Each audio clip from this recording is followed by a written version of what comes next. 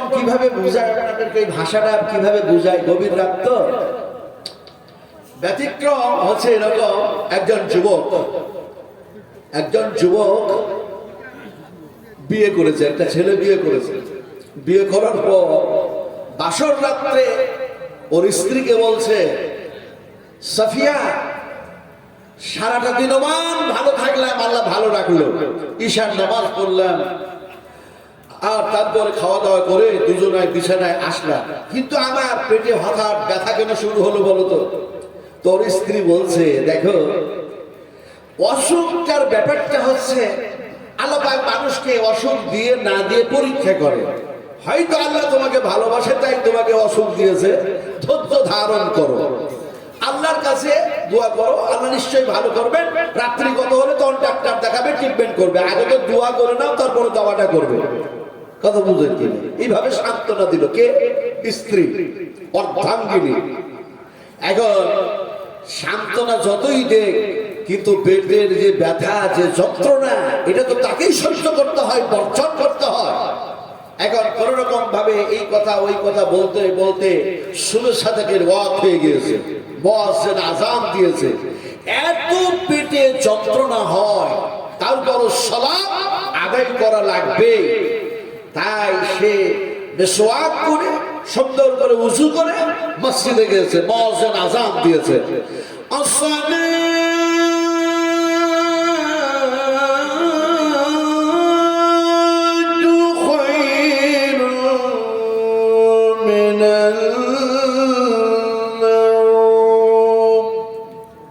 তোমাদের হুকুমকা নামাজ উত্তম।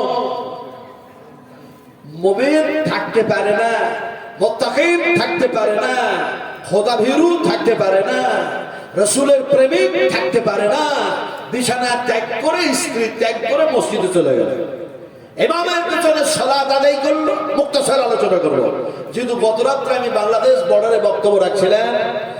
এত দূরের রাস্তা, ৬ ঘন্টা গাড়ি চলেছে, ৬ ঘন্টা, একটা পার্সোনাল গাড়ি ৬ ঘন্টা যদি চলে, কোথায় যেন দেখা যায় কৃষ্ণনগরের মাথা দিয়ে, কোথায় যেন বকখালি, হাঁসখালি, কোথায় বনগা, কোথায় যেন সব পেরিয়ে গিয়ে সেই বাংলাদেশ বর্ডারে ফুলবাড়ি বলে একটা জায়গা আছে। আমি জীবনে কখনো যাই নাই, কত বুঝুন কিনি, কিন্তু ওখানে দেখা গেল আলহামদুলিল্লাহ, আলহামদুলিল্লাহ, সেখানে দস্তারবন্দি ছিল, কতগুলো হাফেজের মাথাতে পাগড়িও দেওয়া হয়েছে। যাক, সেখানকার কথা সেখানে থাক। আমি যে কথাটা বলতেছিলাম, যে ওখান থেকে এখানে আসতে যে একটা ড্রাইভারকে হিমশিম খেতে হয়েছে, ওই দিকে গাড়ি লাগানো আছে, ড্রাইভার যেন নীরবতার সঙ্গে ঘুমাচ্ছে। আগামীকাল পরশু দর্শক প্রতিদিনই কিন্তু প্রোগ্রামটা আছে। ওই যে সাহেব বললেন যে অনেক প্রাচীন একজন মুকাররির, আর তিনি কোরআন ও হাদিসের উপরে যেন আলোচনা করেন, আল্লাহ পাক আলোচনা করিয়ে দেন। যে কথাটা আপনাদেরকে বলতেছিলাম সেটা হচ্ছে যে মুত্তাকিন, পরেশগার, দিনদার, আল্লাহ ভীরু, নবী প্রেমিক মানুষগুলি যেন দেখা যায় নামাজ পড়ার জন্য মসজিদে গেছে, ফজর নামাজ হয়ে গেল, এখন ওই যুবকটা নামাজ পড়ে বাড়িতে এসেছে। আসার পরে ওর স্ত্রীকে বলছে, দেখো পেটে যে ব্যথাটা হচ্ছিল, নামাজ পড়ার পরে, ফজরের নামাজ পড়ে আসার পরে মনে হচ্ছে একটু কম কম মনে হচ্ছে, তো আমি ডাক্তার দেখাবো না, কি করবো? স্ত্রীর সঙ্গে পরামর্শ করছে। স্বামী স্ত্রীতে ভালো পরামর্শ করা ভালো না খারাপ? এই পরামর্শ করা ভালো না খারাপ? আহা, রাসূল আকরাম সাল্লাল্লাহু আলাইহি ওয়াসাল্লাম তিনি স্ত্রীদের সঙ্গে পরামর্শ করতেন, সাহাবায়ে কেরামদের সঙ্গে পরামর্শ করতেন। স্বয়ং স্রষ্টা যিনি আমাদের আল্লাহ সুবহানাহু ওয়া তাআলা, তিনিও ফেরেশতাদের সঙ্গে একটা আলোচনা করছিলেন, মানুষ বানাবো, খলিফা বানাবো, ইত্যাদি ইত্যাদি, যা কোরআনের মধ্যে এসেছে। আমি বেশি দলিল দিতে চাইছি না। এখন দেখা যায় তারা স্বামী স্ত্রীতে একটি যেন আলোচনা করলো। তো স্ত্রী বলল, দেখো তুমি আমার মাথার মুকুট, তুমি আমার স্বামী, ফলে যখন পেটে যখন ব্যথা দেখা দিয়েছে, তো তুমি ডাক্তার দেখাও। ডাক্তারের কাছে গেছে, ডাক্তারটা ট্রিটমেন্ট করার পর বলল যে তোমাকে এখন সামথিং কিছু ঔষধ দিলাম, ব্যতিক্রম ভাষাটা বুঝে দেখে কথাটা বলছি, সামথিং কিছু ওষুধ দিলাম, এই ঔষধ নিয়ে যাও, আর তোমার পেটের ব্যথার কারণটা ধরা পড়বে না ছবি না করা পর্যন্ত, অথবা পিত্তথলিতে কিংবা মূত্রে, পেশাবে, তোমার এমনি করে কিডনিতে পাথর আছে নাকি, তা এগুলো দাঁতগুলি ধরার জন্য একটু ট্রিটমেন্ট করা লাগবে। তো সর্বপ্রথম ট্রিটমেন্ট হচ্ছে তুমি মূত্র নিয়ে এসো, পেশাব নিয়ে এসো। এখন এই পেশাব আনতে বলেছে। এখন সকালবেলায় দেখা যায় যতটা পেশাব হয়েছে একটা বোতলে ভরে নিয়ে চলে গেছে ডাক্তারের কাছে। কথা বুঝেন কি? এখন পেশাবটা নিয়ে যাওয়ার পরে ডাক্তার ট্রিটমেন্ট করেছে, পরীক্ষা নিরীক্ষা করার পরে বলছে, যুবক ভয় পেও না। আপনারা ভয় পাচ্ছেন নাকি? মোমেনেরা ভয় পায়, এই মোমেনেরা ভয় পায়। সবচেয়ে দেখা যায় এমনি করে ভয় করে যারা আল্লাহকে, তারা কারা বলেন? তারা কারা? মোমেন। মোমেনেরা ভয় পায় লা ইয়াখাফু ইল্লাল্লাহ। আর যাদের ভয় নাই, চিন্তা নাই, তারা কারা বলেন? যাদের ভয় নাই, চিন্তাও নাই, ওরা কারা? ওয়ালা তাহিনু ওয়ালা তাহজানু ওয়া আনতুমুল আ'লাউনা ইন কুনতুম মুমিনিন। ও মুমিনরা, ঘুম ছেড়েছো, বিছানা ত্যাগ করেছো, এই জায়গায় বসে কোরআনের তাফসীর এসেছো, মাদ্রাসা বক্তব্য চালাও, সেখানে সাহায্য সহযোগিতা করতেছো। আল্লাহ পাক বলছেন তোমাদের কোনো ভয় নাই, চিন্তা নাই, তোমরা যদি প্রকৃতি মোমেন হও, দেখুন সুবহানাল্লাহ, প্রকৃতি মোমেন হতে হবে, খাঁটি মোমেন হতে হবে। রিয়ানিন নাস, লোক দেখানো বক্তব্য রেখে মনের মানুষের মন জয় করা নয়, মানুষের সন্তুষ্ট লাভের জন্য ওয়াজ করা না। সমস্ত কাজগুলি হতে হবে আল্লাহ সুবহানাহু ওয়া তাআলাকে রাজি আর খুশি করার জন্য। কথা ঠিক না বেটি? আপনারা বলুন, কথা ঠিক না বেটি? আমার ভাইরা, এখন দেখা যায় সেই ডাক্তার যেন শান্তি ঔষধ দিল, আর দেখা যায় ওই যেন পরীক্ষা নিরীক্ষা করলো, বললো তোমার অসুখ ধরা পড়েছে, পেটের ব্যথা কেন? বলে স্যার কি হয়েছে বলুন তো? বলে তোমার পিত্তথলিতেও পাথর নাই, কিডনিতেও পাথর নাই, পেটের মধ্যে কোনো ক্যান্সার ফ্যান্সার কোনো কিছু নাই। বলে আছেটা কি? তোমার এই যে পেশাবটা পরীক্ষা করে দেখলাম তো তোমার পেটে 3 মাসের বাচ্চা আছে।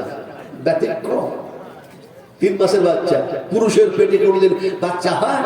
হ্যাঁ, মাদের পেটে, মেয়েদের রেহেমের মধ্যে আল্লাহ পাক সন্তানের জন্ম দেয়। ওই যে কোরআনে বলা হয়েছে, হাল আতা আলাল ইনসানি হিনুম মিনাদ দাহরি লাম ইয়াকুন শাইয়্যান মাজকুরা ইন্না খলাকনাল ইনসানা মিন নুতফাতিন আমসাদিন নাবতালিহি ফাজআলনাহু সামিয়্যান বাসীরা।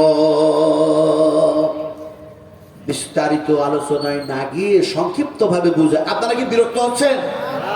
আমার ভয় হচ্ছে, বিরক্ত মানে ভয় হচ্ছে ফজরের নামাজ পড়বেন কিনা। আমি জানি, খুব ভালো করে জানি, 65+ বয়স হয়েছে। আইনুল বাড়ি আলিয়াবি সাহেব থেকে শুরু করে, এমনি করে যেন আব্দুল ওয়াহাব রহমানি থেকে শুরু করে মওলানা মুসলিম রহমানি পর্যন্ত, মুসলিম রহমানি থেকে শুরু করে মওলানা মুসলিহুদ্দিন, এমনি করে হাফেজাহুল্লাহ থেকে শুরু করে যেন দেখা যায় এমনি করে মওলানা আশরাফুল হক রহমানি, এমনি করে দেখা যায় মওলানা চাঁদ মোহাম্মদ, তিনাদের সাথে বিছানায় শুয়ে থেকেছি, একসাথে খাবার খেয়েছি। আল্লাহ পাক তারাকে ডেকে নিয়েছে, জমিন থেকে চলে গেছে, ইলম উঠায়া নিয়েছেন, ইলম উঠায়া নিয়েছেন, ইলম উঠায়া নিয়েছেন। কথা বলতেছিলাম, ভয় হচ্ছে ওয়াজ করব আর আপনারা শুনবেন, শোনার পরে যদি ফজরের নামাজ না পড়েন, এর জন্য আল্লাহ যদি আমাকে জিজ্ঞেস করে এত লম্বা ওয়াজ করেছিলি মানুষের মন জয় করার জন্য? বলেন না, আল্লাহ মানুষের মন জয় করার জন্য তো নয়। বলে ওরা মন জয় করার জন্য যদি না হয়, তাহলে পারে যে মানুষগুলি ওয়াজ শুনছিল তারা তো ফজরের নামাজ জমাতে পারে নাই, এর জন্য তুই দায়ী না তারা দায়ী? এরকমটা যদি প্রশ্ন হয়ে যায়, যদি না এরকম প্রশ্নটা যদি হয়ে যায়, আমি যদি লাগাচ্ছি না, কথা বুঝেন না, ওরা যদি আরো আপনারা খাবেন। আমার কিন্তু ওয়াজের ভঙ্গিমা সম্পূর্ণ ভিন্ন, কথা বুঝতে পেরেছেন কিনা? আল্লাহ যদি এরকম প্রশ্নটা আমাকে করে দেয়, আমার জন্য প্রশ্নের উত্তর দেওয়া কঠিন হবে না সহজ হবে? কথা বলে, কঠিন হবে না সহজ হবে? খুব কঠিন হয়ে যাবে।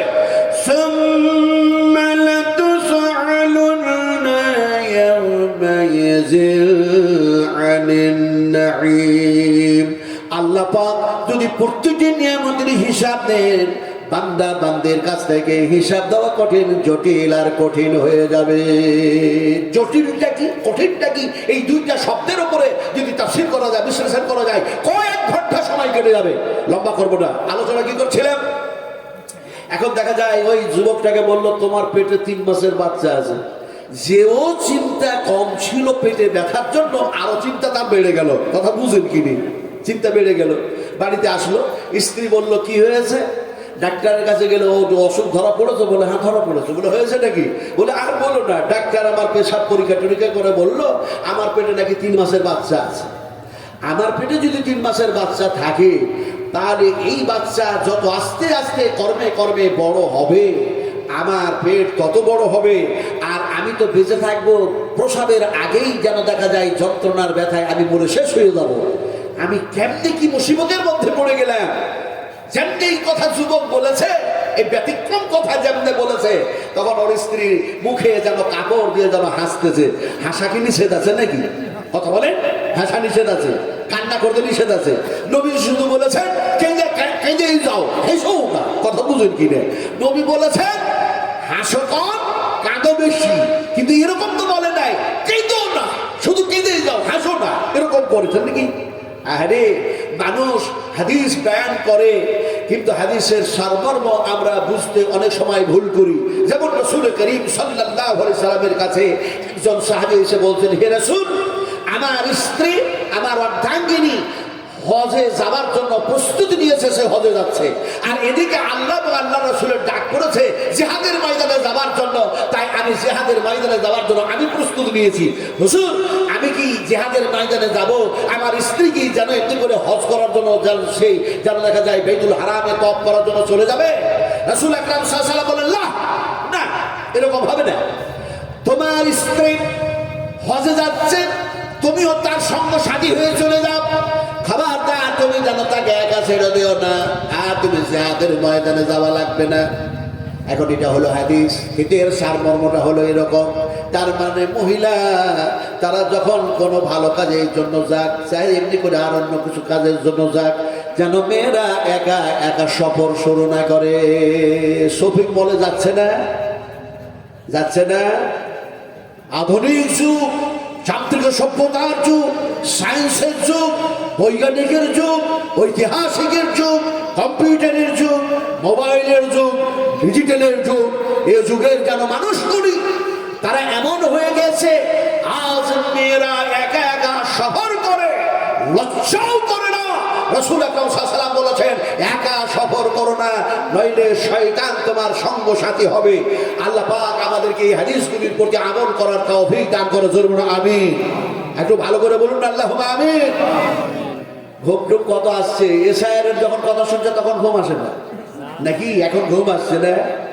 সকালবেলায় এশায়ের হবে, এমনি করে দেখা যায় করোনা হবে, আরো কত কি যে হবে। কথা বুঝেন কি নেই? আল্লাহকে ছেড়ে দেবেন, কোরআন ছেড়ে দেবেন, তাওহীদ ছেড়ে দেবেন, রাসূল থেকে দূরে সরে যাবেন, আল্লাহ পাক বিভিন্ন মডেলের আযাব দিয়ে গ্রেফতার করবে। কথা ঠিক না ঠিক? আপনারা বলুন। ফাআখাযাতুহুম ফাকাইফা কানা ইকাব। আল্লাহ যখন আযাব দিয়ে কাউকে পকড়াও করে, আযাবের জিনজির দিয়ে, আযাবের রশ্মি দিয়ে আল্লাহ ছাড়া বাঁচাবার আর কেউ থাকে না। একটা সময় ছিল, এমন একটা যুগ ছিল যে জামানায় পুরুষে পুরুষে জেনা করত, মিলন করত, মেয়েতে মেয়েতে মিলন করত। এমনি করে দেখা যায় যেন তারা এমন এক কওম, এমন এক জাতি ছিল, তারা সেই পাপ এই জমিনে সর্বপ্রথম করেছিল। সেই জাতির নাম কি বলুন? সেই কওমের নাম কি? কওমে, আর একটু জোরে বলুন, কওমে ولوطا إذ قال لقومه أتأتون الفاحشة ما سبقكم بها من أحد من العالمين إنكم لا تأتون الرجال شهوة من دون النساء بل أنتم قوم مسرفون। আল্লাহ পাক তারাকে সতর্ক করেছিলেন, এই জমিনে তোমাদের পূর্বে এত বড় পাপের কাজ কেউ করে নাই যা তোমরা করেছো। আজ 20 শতাব্দীর যুগে ব্যতিক্রমের উপরে ব্যতিক্রম, ব্যতিক্রমের উপরে ব্যতিক্রম ব্যতিক্রম, ব্যতিক্রমের উপরে ব্যতিক্রম, এত আমরা অন্যায় করি। অথচ আল্লাহ সুবহানাহু ওয়া তাআলা রহমানুর রহিম, তিনি গফুর রহিম, যেন তিনি আরশ আজিমের মালিক, সেখান থেকে বসে বসে সব ফলো করেন। সুবহানাল্লাহ কামদিহি সুবহানাল্লাহ আযীম। এখন স্ত্রীটা যেন মুখে কাপড় দিয়ে হাসতেছে, কি যেন তুমি বলো, এটা কোনো কথা? তুমি একজন পুরুষ, তোমার পেটে সন্তানের জন্ম হয় কি করে? এখন সে যখন হাসতেছে, তার স্বামী বলছে আমি যেন কষ্টে আর দুঃখে আর চিন্তায় ব্যতিব্যস্ত হয়েছি, আর তুমি যেন হাসতেছ। তো যুবক যখন এই কথা বলেছে, বলে তুমি তো হাসার কথাই বলছো, কথা বুঝেন কি, হাসার কথাই বলছো, ডাক্তার এরকম বলেছে। তো তার স্ত্রী বলছে তোমাকে একটা সত্য কথা বলবো, তুমি যদি আমাকে না মারো, শর্ত হচ্ছে তুমি যদি আমাকে না মারো। হযরত ইমাম বুখারী রাহমাতুল্লাহ আলাইহি, হযরত ইমাম বুখারী রাহমাতুল্লাহ আলাইহি তিনি হাদিস লিখছিলেন। হাদিস লেখার সময় তেনার কাছে অত উন্নত মানের পেন ছিল না, কলম ছিল না। সেই সময় যেন সেই খেজুর গাছের ডালের যেন গুড়ার দিকে মোটা মোটা যে কাঁটাগুলি হয়, সেই কাঁটা দিয়ে, কিংবা যেন সেই ধরনের কি যেন দেখা যায় পাত্র দিয়ে, বিশ্ব নবীর যেন হাদিস লিখতে বসেছেন, কালের দুয়াতের মধ্যে এমনি করে দেখা যায় যেন সেই যেন পাত্রটাকে ডুবাচ্ছেন আর যেন হাদিস যেন লিখছেন। এমন সময় তার বাড়ির যেন একজন গোলাম, একজন যেন দাস, সে পানির পাল্টি নিয়ে যেন হাঁটতে গিয়ে চলতে গিয়ে কালের জায়গাটা তার পায়ে লেগে যেন উল্টে গেল। যেমনই উল্টে যাওয়ার সঙ্গে সঙ্গে দেখা যায় উল্টে গিয়েছে, আর হাদিস লেখাটাও যেন বন্ধ হয়ে গিয়েছে। বড় দুঃখ হয়, বড় কষ্ট হয় মনের মধ্যে। ইমাম বুখারী রাহমাতুল্লাহ আলাইহি আফসোস করে বলে, আমি বিশ্ব নবীজির হাদিস লিখেছিলাম, তুমি আমার গোলাম, কেমনে চলো কালের দুয়া উল্টে দিয়ে আবার হাদিস লেখা বন্ধ করে দিলে, বন্ধ হয়ে গেল। এমন সময় তিনার মনের মধ্যে আফসোস হয়, আহারে রসুলের যেন হাদিস লিখতে গিয়ে যেন আমার যেন হাত, আমার কলম যেন বন্ধ হয়ে গেল।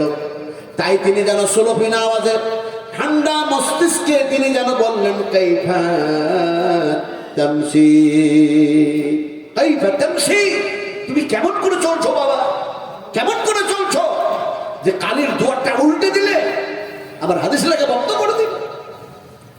ওই যুবকটা, ওই যেন গোলামটা মেজাজ দেখিয়ে ইমাম বুখারী রাহমাতুল্লাহ আলাইহিকে বলল, কাইফা আমসি, আমি কেমন করে চলবো, আমি ঠিক চলছি, আপনার বসার ঢংটা কথা বুঝেন কি? এখন ওই যুবকটাকে মেয়েটা বলছে, তুমি যদি আমাকে না মারো, তুমি রাগী মানুষ, আমাকে যদি না মারো তাহলে সত্য কথা বলবো। আপনারা বলেন সত্য কথা বলা ভালো না খারাপ? জবাবই দেই না। সত্য কথা বলা কি আর মিথ্যা কথা বলা কি? মিথ্যা কথা তো আমরা জীবনেও বলি না, নাকি ভাই? সকাল থেকে আজ পর্যন্ত একটাও মিথ্যা কথা বলি না। যত মিথ্যার গাছ, কথা বুঝেন কি না? মিথ্যা কথা বললে কি হবে বলেন? কি হবে? কি হবে? ইয়াকু কাদিবান ফাআলাইহি কাদিবু ওয়া ইয়াকু সাদিকান ইউসিবকুম। অপেক্ষা করো, আমি কিন্তু ওয়াজ এখনো করি নাই, ওয়াজ করব। আফসোস করতে হবে, জীবনে যা না শুনেছেন তা আজকে শুনতে পাবেন। ওয়াজ কিন্তু আমি এখনো করি নাই। বলে তাহলে করছেনটা কি? বলে ক্রিকেট খেলা পিচ ঠিক করছি, ক্রিকেট খেলা পিচ। বলে ফুটবল খেলা মাঠ ঠিক করছি রে ভাই, ফুটবল খেলা মাঠ। আসলে পিচে ঠিক করলে কেমন স্পিন বল হবে, ফাস্ট বল কেমন হবে, এটা পরীক্ষা নিরীক্ষা করা হয়। তবে আপনাদের মাথার মস্তিষ্ক যে পিচের উপরে গেছে ওই পিচ আমি ঠিক করি না। যে ইডেন গার্ডেনে ফুটবল খেলা হয় সেই ফুটবল খেলা মাঠ ঠিক করি না। যেটা আপনাদের জ্ঞান ওখানে চলে গেছে। আমি কোন পিচ ঠিক করতে চাচ্ছি জানেন? সেটা হচ্ছে ইমানের পিচ, ইমানের মাঠ।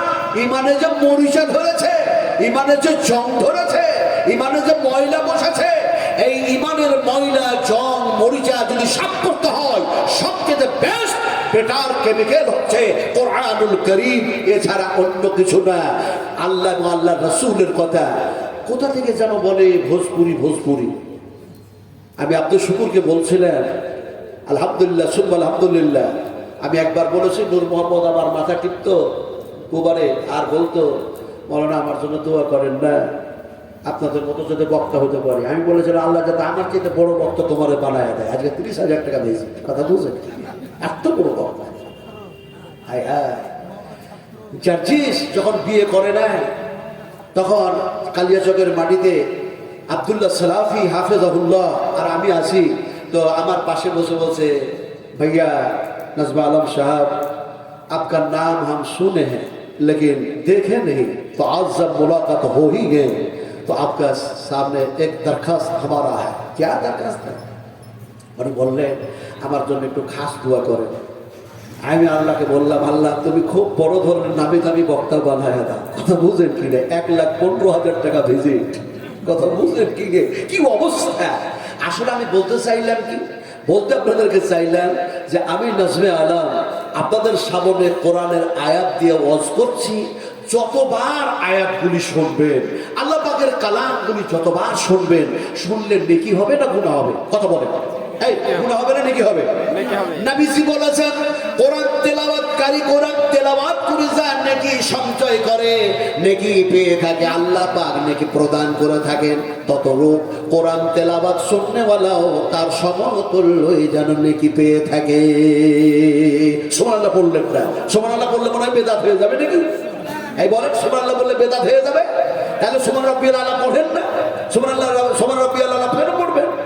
কথা হচ্ছে সুবহানাল্লাহ যতবার বলবেন কোরআন তেলাওয়াত করা হবে, সুবহানাল্লাহ যতবার বলবেন কোরআন তেলাওয়াত করা হবে। কোরআনুল কারীমের মধ্যে এসেছে সুবহানাল্লাযী আসরা বি'আবদিহি লাইলাম মিনাল মাসজিদিল হারাম ইলাল মাসজিদিল আকসা। যাক, আমি আর মাঠ ঠিক করবো না, কথাটা বলতেছিলাম। মেয়েটা বলল, তুমি যদি আমাকে না মারো তো সত্য কথাটা বলবো, সত্য কথা না বললে, মিথ্যা কথা বললে কি হবে? আল্লাহ পাক বলছেন এই কথাটা বলে আমি এখান থেকে শেষ করবো। ইয়াকু কাযিবাল ফাআলাইহি কাযিবুহু ওয়া ইয়াকু সাদিকান ইউসিবুকুম বা'দুল্লাযী ইয়াঈদুকুম ইন্নাল্লাহা লা ইয়াহদি মান হুয়া মুশরিফুন কাজ্জাব। আল্লাহ রাব্বুল আলামিন বলেন, যারা সীমা লঙ্ঘনকারী হয়, যারা সীমা অতিক্রমকারী হয়, আর যারা মিথ্যাবাদী হয়, আমি আল্লাহ তারাকে হেদায়েত করি না। যত মোরা মিথ্যাবাদী হয়েছি, সীমা লঙ্ঘনকারী হয়েছি, তত মোরা ক্ষতিগ্রস্ত হয়েছি। কথা ঠিক না ঠিক? ওয়াল আসর ইন্নাল ইনসানা লাফি খুসর ইল্লাল্লাযীনা আমানু ওয়া আমিলুস সালিহাত ওয়া তাওয়াসাউ বিল হক ওয়া তাওয়াসাউ বিস সাবর। প্রত্যেকটি মানুষ তোমরা ক্ষতিগ্রস্তের মধ্যে পড়ে আছো, ক্ষতিগ্রস্তের মধ্যে পড়ে আছো। নিশ্চয়ই তারা ক্ষতিগ্রস্তের মধ্যে নয় যারা আমালে সালেহ যারা করতেছে, আমালে সালেহ করতেছে, ভালো কাজ করতেছে, উত্তম কাজ করতেছে, এরা ক্ষতিগ্রস্তের মধ্যে পড়ে না। কথাটা বলতেছিলাম। এখন যখন বলল যে তুমি যদি আমাকে না মারো তো সত্য কথাটা বলবো, তো স্বামী বলল, জীবনে জিন্দেগিতে তোকে কখনো মারবো না, সত্য কথাটা বল, আমার পেটে 3 মাসের বাচ্চা আছে, বল বল সত্য কথাটা বল, তোকে জীবনে কোনোদিন মারবো না। এখানে যতগুলো মানুষ বসে আছেন, আপনাদের স্ত্রীকে আপনারা মেরেছেন? মোটা মোটা চোখ দেখান নাই, গালগুলুজ করেন নাই, ধমক টমক দেন নাই? এরকম আর মানুষ আছে না যে কোনোদিন কিছু বলি নাই? হ্যাঁ, তারপরে সব আসামির মতো বসে আছে, কখনো না কখনো তো স্ত্রীকে কিছু বলেছি। হায় হায়, আসামি, কথা বুঝেন কি? এখন ওর স্বামী বলল, যুবকটা বলল, জীবনে জিন্দিগিতে কখনো মারবো না, বলো সত্য কথাটা কি? তো ওর স্ত্রী বলছে, দেখো তুমি যখন পেশাব করে রেখেছিলে যে বোতলে ভরে, সেই বল যেন টয়লেটে আমি গেছিলাম তোমার পরে, আর যেতে গিয়ে আমার পায়ে কেমনে লেগে গেল, ওখানে কালের দুয়াত উল্টে দিয়ে হাদিস বন্ধ করেছিল, হাদিস লেখা বন্ধ হয়েছিল। কিন্তু এখানে দেখা যায় আমার পায়ে লেগে তোমার পেশাবের বোতলটা উল্টে গেছিল, তোমার মার খাওয়ার ভয়ে আমি নিজে পেশাব করে বোতলে ভরে রেখে দিয়েছিলাম। ওটা তোমার পেশাব নয়, ওটা তোমার পেশাব নয়, ওটা আমার পেশাব। আল্লাহ যা করে ভালো করে, ডাক্তারের কাছে আমাদের যেতে হলো না। ওটা তোমার পেটে বাচ্চা নাই, ওটা আমার পেটে 3 মাসের বাচ্চা দিয়েছে। তুমি পিতা হয়েছো, আল্লাহর শুকরিয়া আদায় করো। তোর বলো সুবহানাল্লাহ।